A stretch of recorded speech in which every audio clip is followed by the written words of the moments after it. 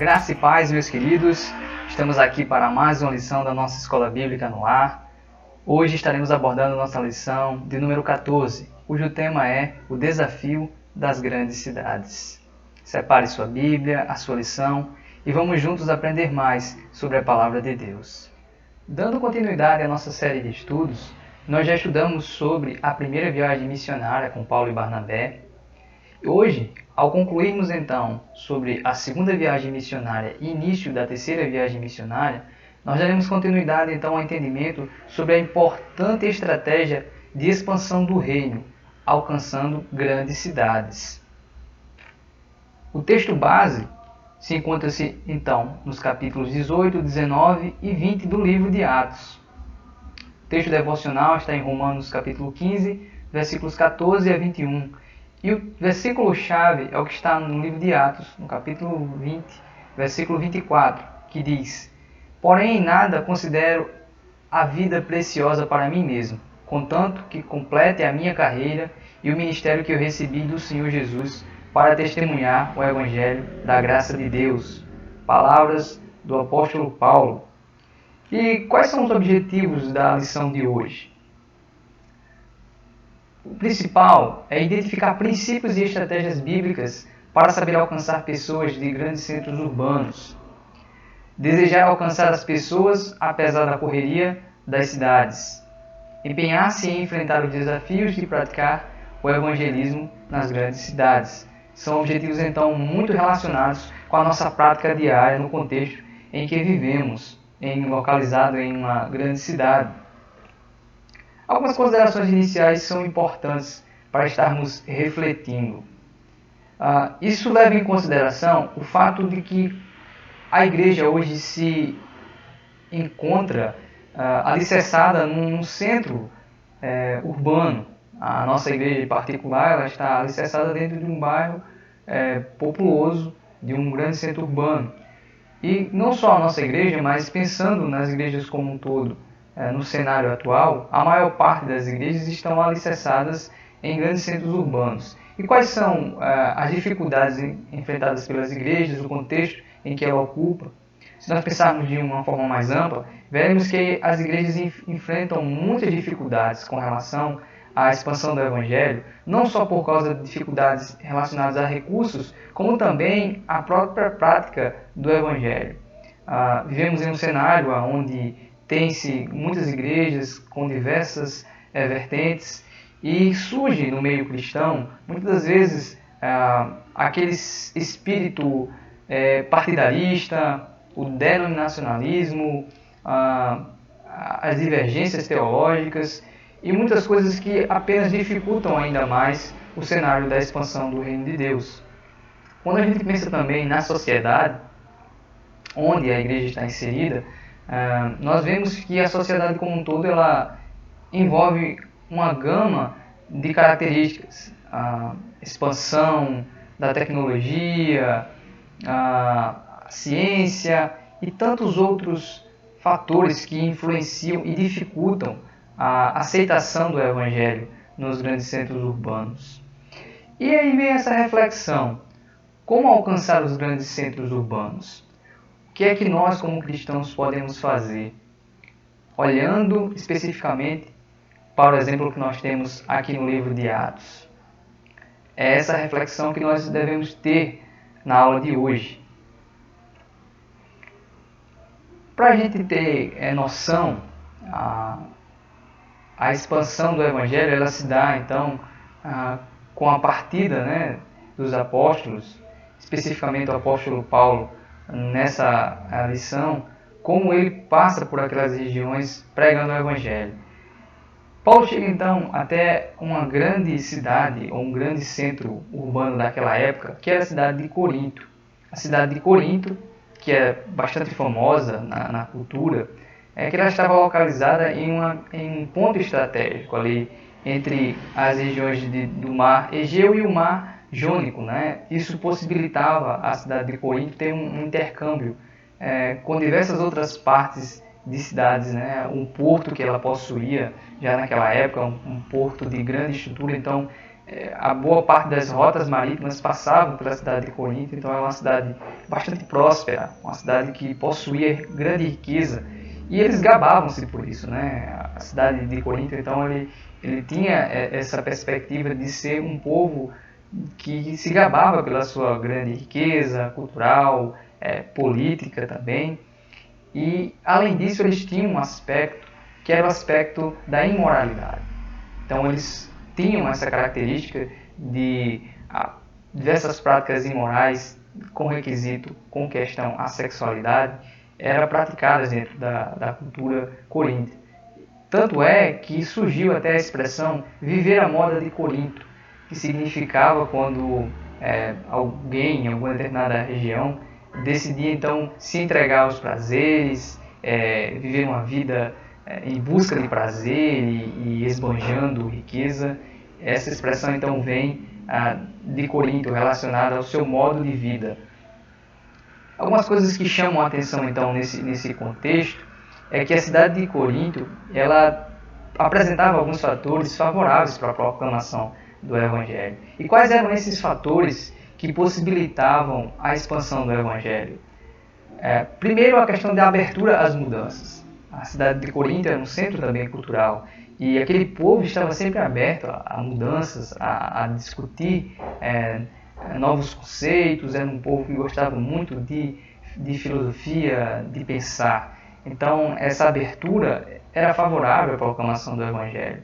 O segundo aspecto era a concentração de recursos. Era uma cidade bem próspera, então isso favorecia ainda mais com que o Evangelho pudesse ser proclamado, uma vez que tanto recebia diversas pessoas de várias partes de outras cidades, como também possibilitava a viagem para outras regiões. Então, esse era um fator também muito importante na proclamação do Evangelho. O terceiro aspecto é justamente o contato relevante com outras cidades, como esse porto era um centro muito importante de ligação com outras regiões, com outras cidades. Então isso também favorecia a proclamação do Evangelho, tanto é que a própria lição vai registrar que toda aquela região, de quem chegava até Corinto, todos ouviam a palavra de Deus, porque ela estava sendo proclamada ali por toda a parte na região de Corinto, né? Então, isso nos traz uma reflexão também, no sentido de que nós precisamos sempre ter o olhar atento e perceber, em meio a todo o cenário que vivemos, possíveis fatores favoráveis, regiões ou locais onde nós também possamos estar proclamando o Evangelho, ter essa visão que faça com que enxerguemos as possibilidades e não apenas as dificuldades, como costumeiramente fazemos.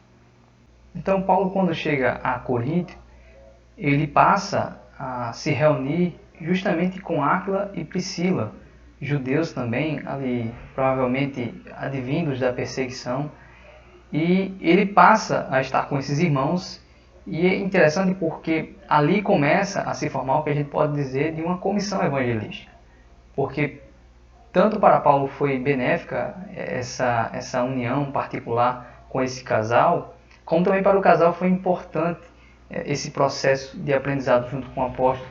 Posteriormente nós vamos ver que eles foram também importantes, porque eles depois discipularam Apolo, que tornou-se um grande também pregador da palavra de Deus e alcançando a tantas outras pessoas.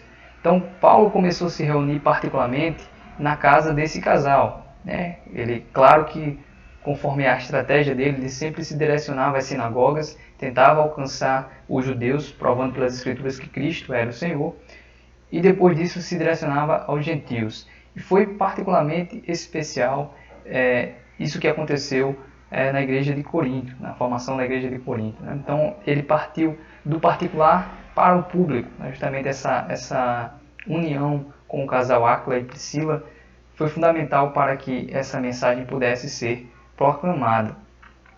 E aqui cabe uma aplicação prática para nós. É necessário preparo para a evangelização das cidades. As igrejas precisam gastar tempo e recursos no preparo dos que evangelizam. A concentração de igrejas diferentes, além das seitas diversas, causam confusão à população. Cada um evangelizando com mensagens diferentes e contraditórias. Parece que há um supermercado da fé. a quem ofereça religião como mercadoria mais barata, em promoção, com descontos, sem compromisso, e aos que cobram caro demais, com exigências que nada têm a ver com o Evangelho da Graça. Então fica mais uma vez ressaltada a importância do preparo. O tempo que Paulo passa na casa desse casal foi importante como um preparo para que esse casal também pudesse ser instrumento nas mãos do Senhor para alcançar aquela região e outras regiões também. Nós entramos no nosso segundo aspecto, que foi justamente uma outra estratégia também usada pelo apóstolo ali na região de Corinto, que foi do público para o particular.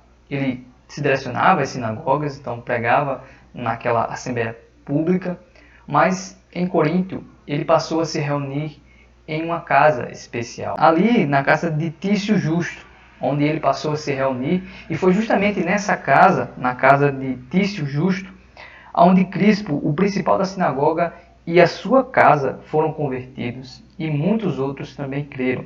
Então, essa estratégia de alcançar as pequenas residências, ou essa estratégia de alcançar as casas, foi importante porque alcançou famílias importantes que também alcançaram outras. E aqui cabe uma aplicação também. Os pequenos grupos de casa em casa continuam sendo uma proposta bíblica para nossos tempos. Indo até homem amedrontado, assustado, acuado, por tantas circunstâncias adversas. Então, essa estratégia já presente ali na vida dos apóstolos, na igreja do primeiro século, também é importante e pode ser utilizada em nossos dias. Um outro aspecto importante foi o aumento da atividade missionária, com a expansão da mensagem ali naquela região. É claro que enfrentando também dificuldades, pois nunca foi fácil pregar o Evangelho em nenhuma daquelas regiões, assim como também não é fácil pregar o Evangelho em nenhuma das nossas regiões atuais. Sempre houve e sempre haverá oposição aonde a mensagem do Evangelho é pregada. Então Paulo também enfrentou oposição. Mas o fato é que a mensagem estava sendo propagada, vidas estavam sendo alcançadas, e essa mensagem sendo propagada necessitava de também uma equipe maior, necessitava de novos missionários.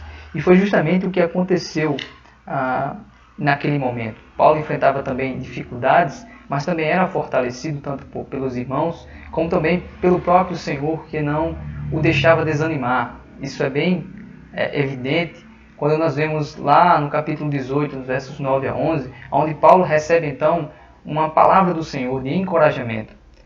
Ele diz assim: teve Paulo durante a noite uma visão em que o Senhor lhe disse: não temas, pelo contrário, fala e não te cales, porquanto eu estou contigo, e ninguém ousará fazer-te mal, pois tenho muito povo nessa cidade.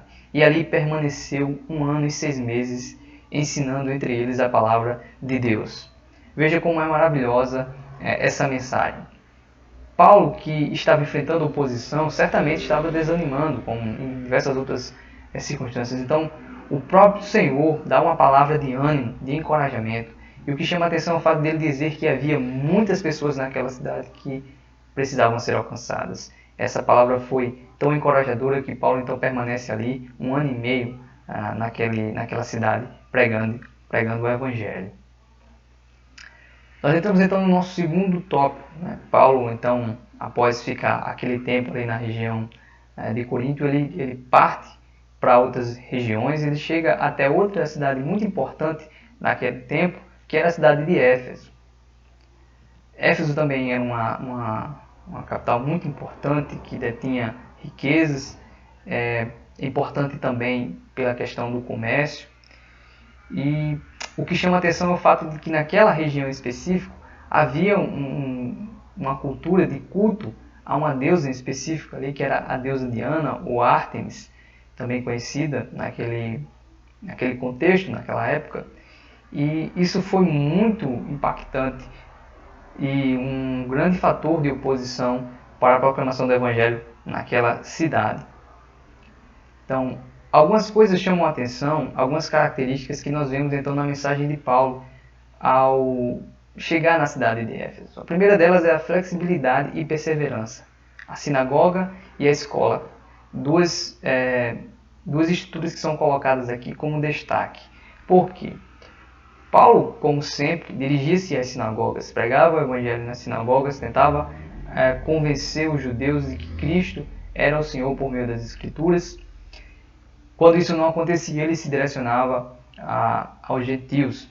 E foi justamente o que aconteceu em Éfeso. Uma vez que ele enfrentou grande oposição na sinagoga, ele partiu para uma estratégia que foi justamente pregar nessa espécie de escola ou uma espécie de reunião que acontecia naquela cidade também, uma reunião alternativa, que a gente pode assim dizer.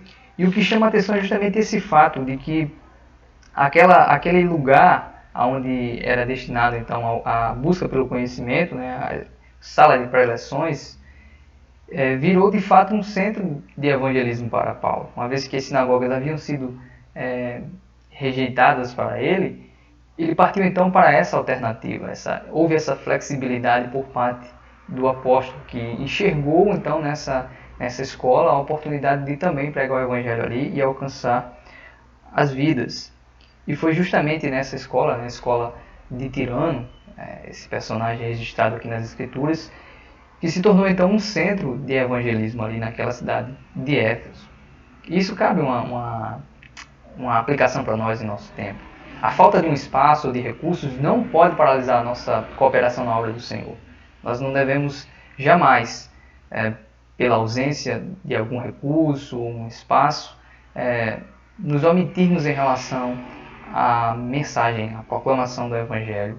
Devemos sempre enxergar oportunidades, não importa as adversidades que enfrentamos ou os cenários que passamos. Nós estamos num período de pandemia e hoje nós podemos utilizar de diversos recursos, assim como estamos usando agora para ter a nossa aula virtual, os cultos online. Também podemos ter a oportunidade de compartilhar a palavra, seja por meio das mídias sociais, por meio de ligação telefônica. O importante é que nós temos que ter a flexibilidade quanto à proclamação do Evangelho, no sentido de usar as condições que temos em cada momento. Outra coisa que chama a atenção na cidade de Éfeso foi justamente o choque de poder ali registrado. Nós já comentamos que aquela região era famosa por ter um templo ali dedicado à deusa Diana, e naquele lugar ali existia um comércio fortíssimo com relação às esculturas, as imagens que eram comercializadas ali pelos artesãos.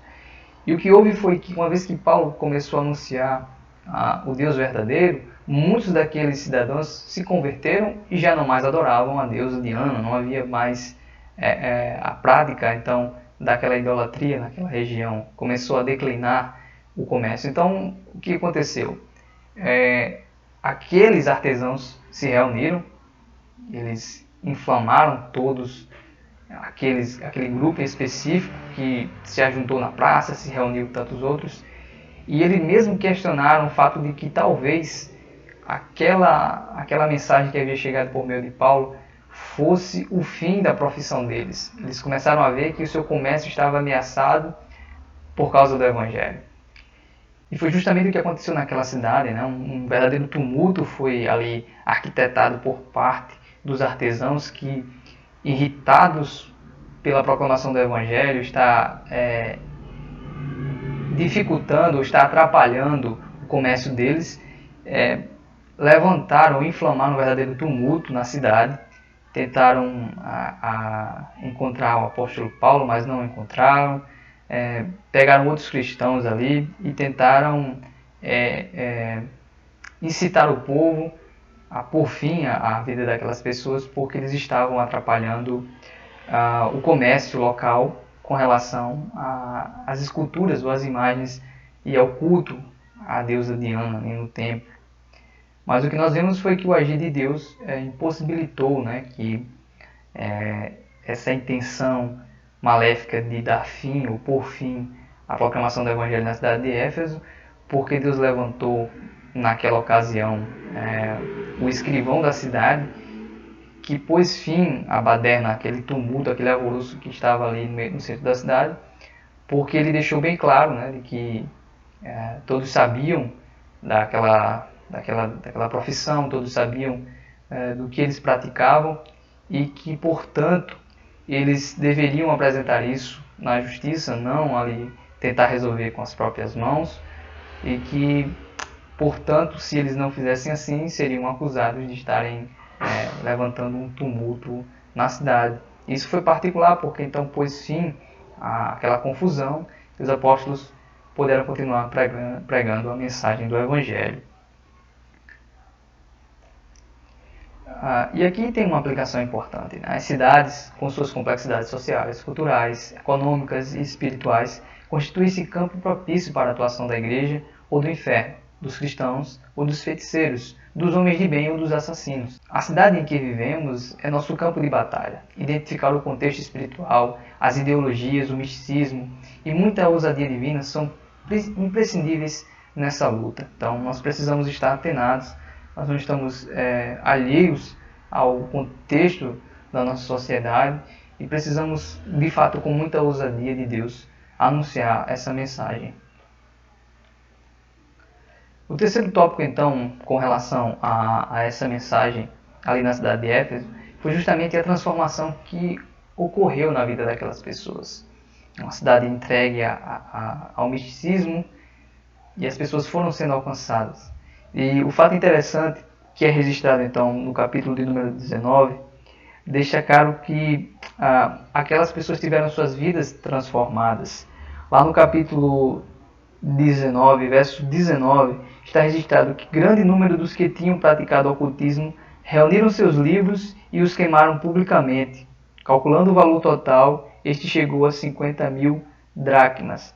Dessa maneira, a palavra do Senhor muito se difundia e se fortalecia. Então nós vemos que de fato houve transformação na vida daquelas pessoas, porque elas realmente começaram a enxergar que o modo em que viviam era totalmente incoerente com a palavra de Deus. Tanto é que eles queimam os livros, né, daquela prática de ocultismo que era comum naquela cultura. E diz que tamanha foi aquela prática ali da queima daqueles livros, que é registrado então ali o alto valor econômico daqueles livros, né? E isso certamente enfureceu de fato aqueles que viviam dessas práticas. E aqui cabe mais uma aplicação, né? A igreja cumpre sua vocação fundamental quando está presente, ora, proclama e pratica os valores do reino de Deus. Ela não deve estar alheia das questões da cidade, mas procurar ser instrumento de transformação por meio do Evangelho em todas as áreas da vida. Então, Paulo, após passar um bom tempo ali na cidade de Éfeso, então ele parte para outras regiões, ele vai para a região da Macedônia, ali proclama então a mensagem do Evangelho naquelas cidades da região da Macedônia, e ele sai de Éfeso até Mileto e fica lá por um tempo pregando a mensagem do Evangelho, né? Quando ele decide retornar, então ele não vai para Éfeso depois desse tempo de proclamação na região da Macedônia, porque ele queria ir para Jerusalém. Essa era a principal intenção dele, ir para Jerusalém. E se ele passasse em Éfeso, provavelmente ficaria ali muito tempo novamente, já que ele tinha passado ali muito tempo ali pregando o Evangelho. E foi justamente que de Mileto ele mandou chamar os presbíteros da igreja para que ele pudesse dar a sua palavra de encorajamento e despedir-se dos irmãos. E aqui a lição registra 3 aspectos importantes, né, dessa despedida de Paulo direcionada à igreja em Éfeso. O primeiro é que o que ele faz é justamente um retrospecto do seu ministério em Éfeso. Nós vemos justamente quando ele, no capítulo 20, dos versículos 18 a 21, ele faz essa retrospectiva. Ele mostra que quando ele esteve ali presente com os irmãos, ele anunciou o Evangelho, que ele esteve dedicado completamente a anunciar a palavra de Deus, que ele mesmo se sustentou, que ele não explorou ninguém, que com as próprias mãos ele obteve o sustento para poder pregar o Evangelho. Então ele mostra claramente a seriedade da sua mensagem, que se centrava na proclamação do Evangelho, na prática do trabalho, na dedicação com os irmãos. A segunda parte fala sobre as incertezas quanto ao seu futuro. Paulo fala especificamente ali no capítulo 20, dos versos 2 a 27, quando ele diz que está partindo para Jerusalém, mas que ele sabe que por toda parte o que lhe espera são cadeias e perseguições. Ele não sabe ao certo, né, o que lhe espera, mas ele sabe que esse cenário que já havia se levantado em outras regiões não seria diferente, que na verdade até mais agravante seria essa situação de perseguição e de prisões. E ele estava completamente certo. Ele chega a também descrever, essa justamente a parte terceira dessas 3 partes, que é exortações quanto ao futuro da igreja, como ele recomenda que os irmãos permaneçam firmes na fé, pregando o Evangelho, cuidando uns dos outros, os presbíteros cuidando dos irmãos, né, pastoreando as igrejas ali formadas. E ele deixa claro que ele sabe que quando ele sair dali, após a partida dele, muitos falsos mestres iriam surgir entre eles, como lobos devoradores, para tentar destruir aquela obra. E ele alerta os irmãos então quanto a esse fato, o fato de que eles precisavam permanecer firmes, pregando o Evangelho, anunciando as boas novas. Nós chegamos então à conclusão da nossa lição. E o que chama a atenção é o que John Stott registra. Ele destaca importantes lições sobre o lugar, o método e o tempo da evangelização urbana nessa terceira viagem missionária de Paulo. E quais são esses aspectos? O primeiro deles é a escolha de locais seculares. Nós falamos aqui rapidamente sobre lugares alternativos. Paulo pregou nas residências, no casa a casa, que podemos chamar hoje de pequenos grupos. Paulo se utilizou também, além das sinagogas, né, ele se utilizou de uma escola ali que existia naquela região ali para proclamar o Evangelho também. E nós precisamos estar atentos. Quantos lugares nós temos disponíveis em nossa cidade para que possamos também pregar o Evangelho? Nós precisamos ter também esse cuidado.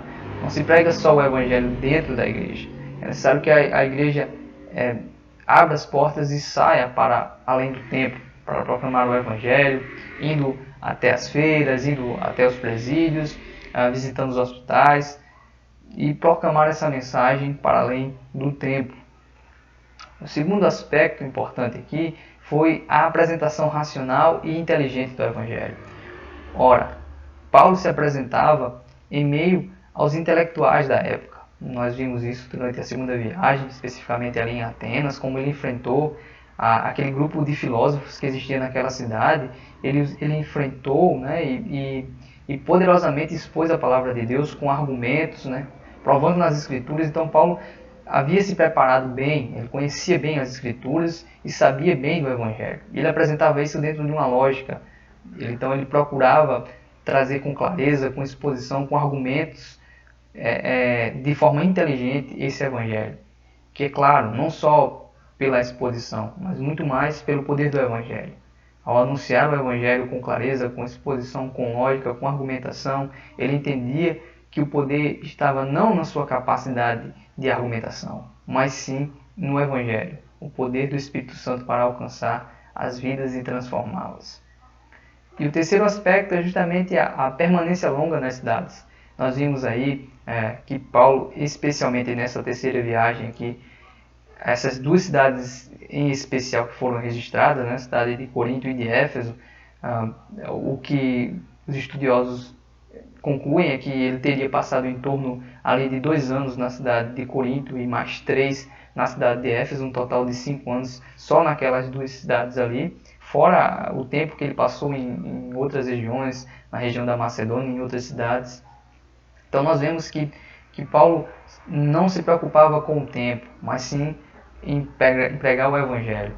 E nós temos que ter essa reflexão em nossas vidas também. Sempre quando falarmos do Evangelho, nós temos que proclamar a palavra de Deus, sem se preocupar com o tempo, sem se preocupar com os resultados imediatos, mas sempre olhando na perspectiva futura, enxergando que o reino de Deus deve avançar, enxergando que precisamos nos empenhar. E aqui nós chegamos então à conclusão da nossa lição. entendendo que precisamos proclamar esse evangelho que alcança vidas, que transforma vidas, e nós hoje somos também chamados e convocados, assim como os nossos irmãos da igreja primitiva foram, para proclamar o evangelho, anunciar a salvação em Cristo Jesus. Concluímos assim a nossa 14ª lição. Fica o convite para a próxima lição, a nossa 15ª lição, que os irmãos estejam de antemão se preparando, estudando a lição, para que nesse momento possamos estar abrindo a nossa mente para entender mais sobre a palavra de Deus. Fica aqui o meu abraço, que Deus abençoe a todos, em nome de Jesus. Amém.